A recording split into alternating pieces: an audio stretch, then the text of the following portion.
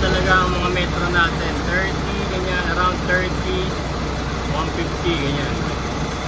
Hindi masyadong taas dito.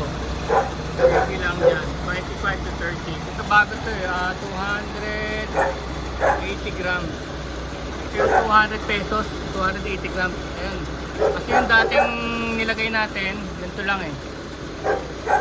So tumagal siya ng ilang buwan. So bibili na naman ako ng ito. So tatagal na ito ng ilang buwan.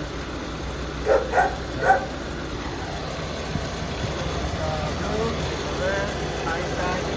Monitor niya yung high pressure. Ito yung low side. Yan tayo nagkakarga dito. Yan.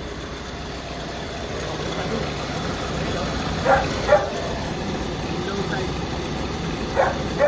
Tataka kayo kung bakit nandyan, di ko rin alam. Bakit dyan nilagay, samantalang ito na dito lang sa labas. Dapat sana magkatabi sila rito eh. Parang pinapahirapan pa, nilagay pa dun.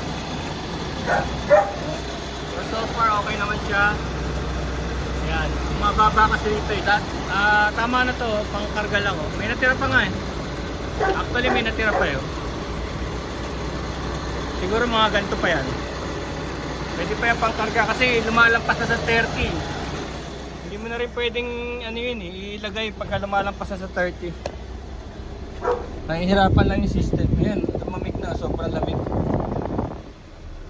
Sobrang lamig.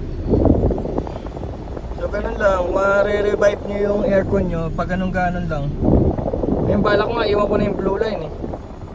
Yun ang bala ko eh, iwan ko na yung blue line. Doon sa ano, doon sa system, iwan ko na yung blue line. Parang di na mahirap magkarga kasi pag nawawala, ang hirap sungkitin. So far, ayan o. Okay na yan. Sige, bye.